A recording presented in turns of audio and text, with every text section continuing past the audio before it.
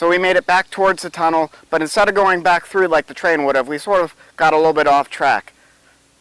That pun never gets old. Okay, so let me explain where we are now. So no, we are not on the rail bed anymore.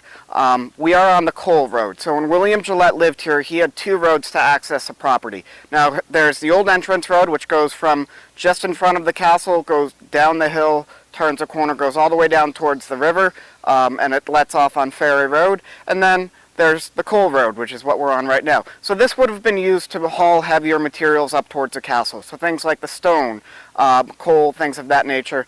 This is a much longer, windier road. It's a lot less steep than the entrance road is, so it's a lot easier to get the heavier material up here. So right now, it starts off at the parking lot, but this would go all the way down and drops off over on Gear Hill Road. So this was just another one of the access roads for the castle. We're going to continue down this road, and we'll see you guys towards the end.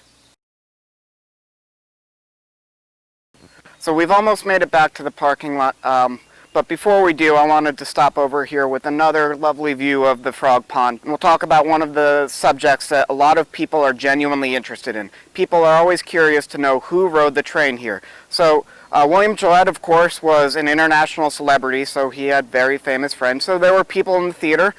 People like Charlie Chaplin and Helen Hayes came to visit him here and would have ridden on the train.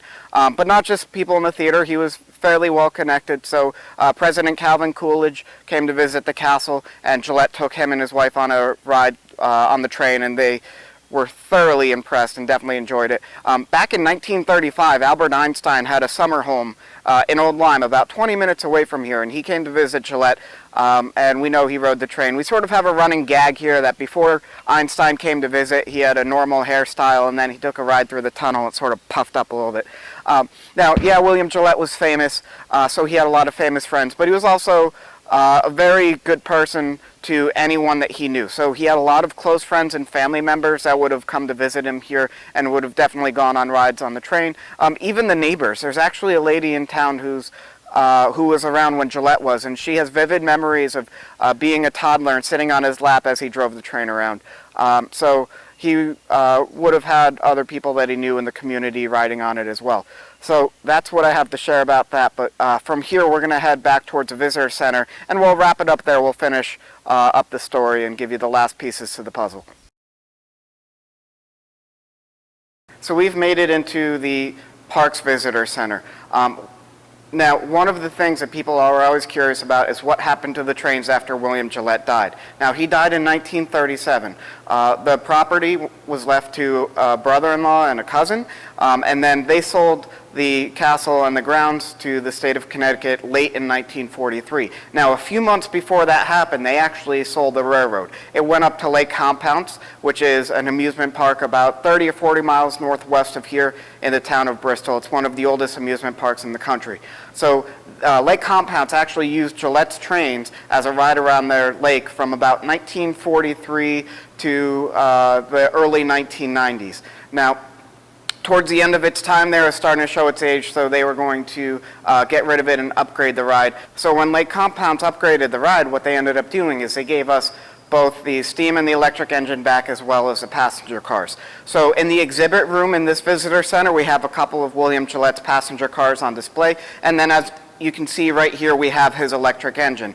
Now in 2007, the Friends of Gillette Castle State Park raised $10,000 to have this engine restored. Now, a fun tidbit of information is in 1927, this engine was built at Priest's Garage on 154 in Chester.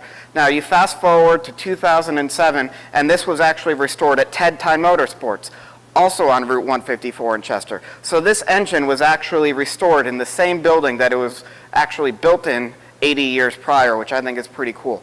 Now, it is meant specifically as a display piece. When it was restored, it was only the outside. There's nothing mechanically there on the inside anymore, so there's no option as far as allowing it to run along the property. This is specifically here for you to be able to view and enjoy, but we definitely do enjoy it. I'm going to sneak in here and see if maybe perhaps I can... All aboard!